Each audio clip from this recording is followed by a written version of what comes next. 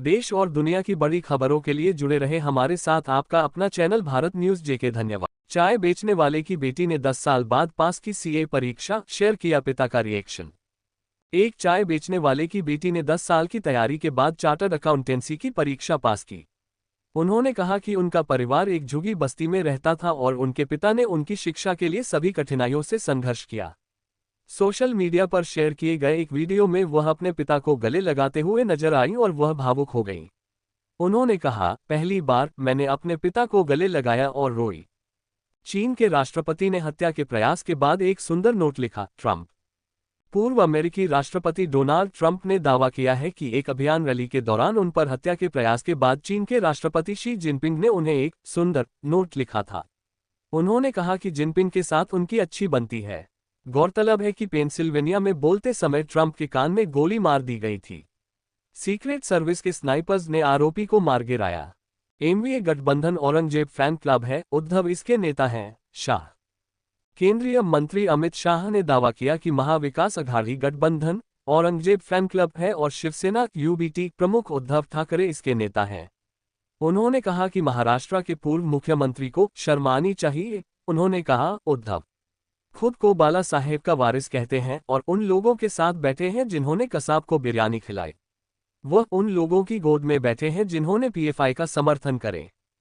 पश्चिम बंगाल में बांग्लादेशियों का स्वागत करने का अधिकार ममता को किसने दिया? मालवीय। भाजपा के अमित मालवीय ने पश्चिम बंगाल की मुख्यमंत्री ममता बनर्जी की उस टिप्पणी पर प्रतिक्रिया व्यक्त की है जिसमें उन्होंने कहा था कि असहाय बांग्लादेशियों को राज्य में आश्रय दिया जाएगा। उन्होंने कहा, ममता बनर्जी को भारत में किसी का स्वागत करने का अधिकार किसने दिया? आव्रजन और नागरिकता विशेष रूप से केंद्र के अधिकार क्षेत्र में है। राज्यों का कोई अधिकार नहीं है।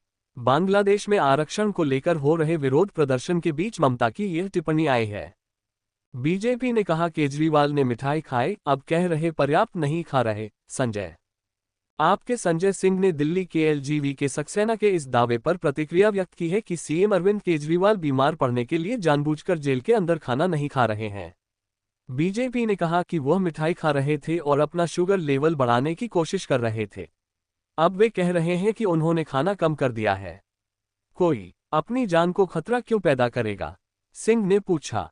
केंद्रीय बजट से पहले पेश किया जाने वाला आर्थिक सर्वेक्षण क्या है? केंद्रीय बजट से पहले पेश किया गया आर्थिक सर्वेक्षण पिछले वित्तीय वर्ष में देश के प्रदर्शन की एक झलक पेश करता है। आर्थिक मामलों के विभाग DE द्वारा तैयार किए गए सर्वेक्षण में जीडीपी वृद्धि और मुद्रास्फीति जैसे संकेतकों पर व्यापक जानकारी शामिल है। यह आर्थिक चुनौतियों से निपटने और विकास को बढ़ावा देने के उद्देश्य से नीतिगत समायोजन के लिए सिफारिशें प्रदान करता है।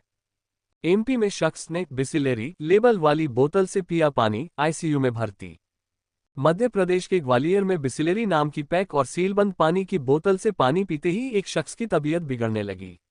उस व्यक्ति को आईसीयू में भर्ती कराया गया। उसके भाई ने कहा कि उन्होंने सबूत के तौर पर पानी की बोतल अपने पास रख ली है और मामले की सूचना पुलिस को दे दी है। उन्हें पानी में दुर्गंध महसूस हुई। एमपी में गले में फंदा डालकर रील बनाते समय 11 साल के लड़के की मौत। पुलिस ने रविवार को बताया कि मध्य प्रदेश के मुरैना में एक प्रैंक रील की शूटिंग के दौरान गले में फंदा बांधने से 11 वर्षीय लड़के की मौत हो गई। घटना के वक्त लड़का अपने घर के पास एक खाली प्लॉट में अन्य बच्चों के साथ खेल रहा था। पुलिस के अनुसार अन्य बच्चों को लगा कि लड़का नाटक कर रहा है, हालांकि जल्द ही वह होश खो बैठा। पुणे पुलिसकर्मी ने अपनी बाइक से पीएमपीएमएल बस को रोका, ड्राइवर से मारपीट की।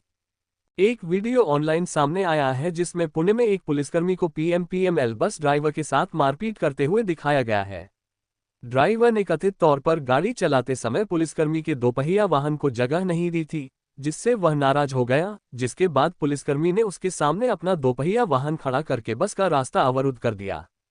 इसके बाद हेलमेट पहने पुलिसकर्मी बस में घुस गया और बस चालक के साथ मारपीट शुरू कर दी। अगर असहाय बांग्लादेशी दस्तक देंगे तो हम आश्रय देंगे, पश्चिम बंगाल सीएम। पश्चिम बंगाल की मुख्यमंत्री ममता बनर्जी ने कहा है कि अगर बांग्लादेश से असहाय लोग आते हैं तो उन्हें राज्य में आश्रय दिया जाएगा। बांग्लादेश सुप्रीम कोर्ट ने नौकरी कोटा को कम कर दिया, जिसमें 1971 के स्वतंत्रता संग्राम के दिग्गजों के परिवार के सदस्यों के लिए 30% पद आरक्षित थे। अब 93% नौकरियां योग्यता आधारित प्रणाली पर आवंटित की जाएंगी। ऐसे देश और दुनिया की खबर देखने के लिए हमारे YouTube चैनल को सब्सक्राइब कीजिए और Facebook चैनल को फॉलो कीजिए। कमेंट, लाइक, शेयर करना ना भूले। धन्यवाद।